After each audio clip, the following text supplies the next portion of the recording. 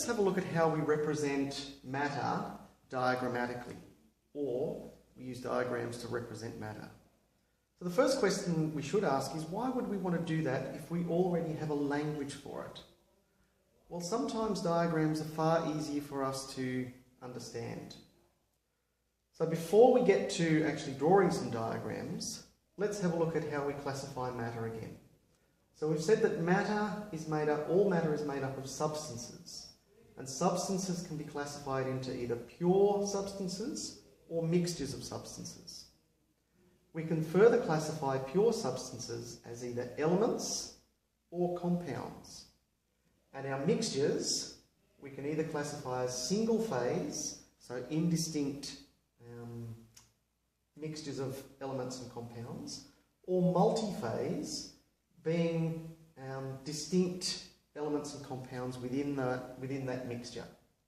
Now we use the words homogeneous and heterogeneous to represent pure and mixtures. Now the important thing when we're drawing diagrams is to bear in mind that all matter is composed of the smallest unit that we can represent, which is called the atom. Now in the last 100 years, some of the atomic physics, we recognise that the atom can be further subdivided into subatomic particles, but for the sake of this model, we're going to use the atom as the smallest unit of matter.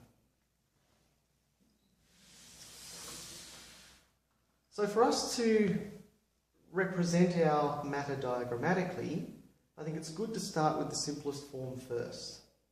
So we said previously that atoms make up all matter, so we're going to work from that start point.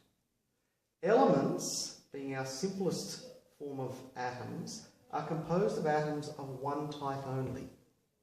So we might have some examples here. We've got single atoms that represent our element, but we can also have multiple atoms of the one type that form what we call a molecule.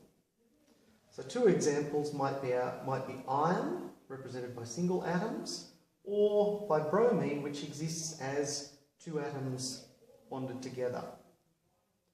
So our next simplest form of matter, above elements, are what we call compounds, and these are composed of two or more types of atoms.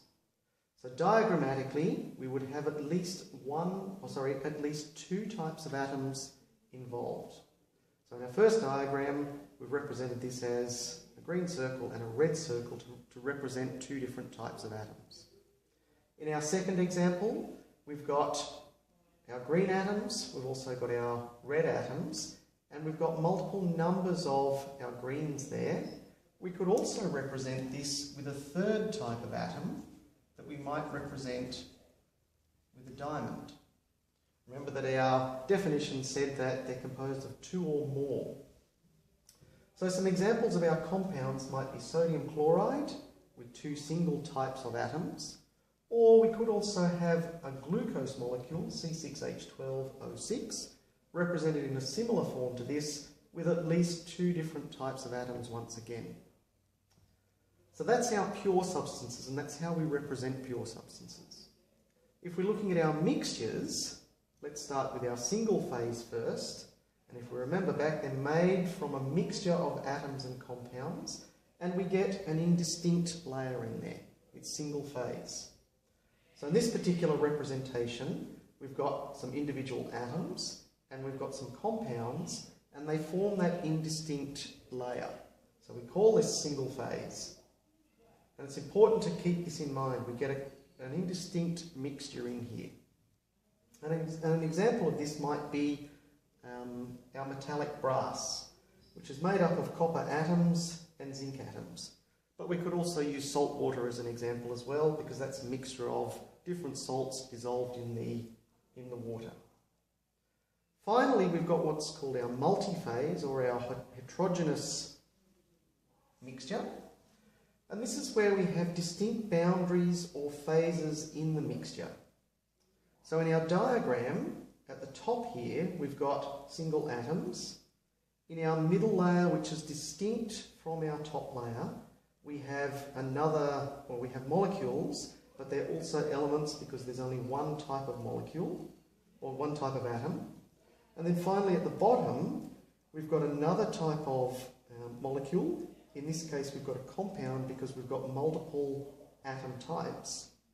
But the important thing here is they're all three in distinct layers. And this is what we call a multi-phase or heterogeneous mixture. An example of this might be salad dressing. When we let that settle, we see the distinct oil and water layers within that. Now, the other thing about this is that often gravity has an effect on our multi-phase mixtures, and if we do allow it to settle like our salad dressing, we'll see those distinct layers come out of the system. So that's how we draw or how we represent matter from the simplest form, our elements, right through to our most complex system, which is an amalgamation of the previous systems before it.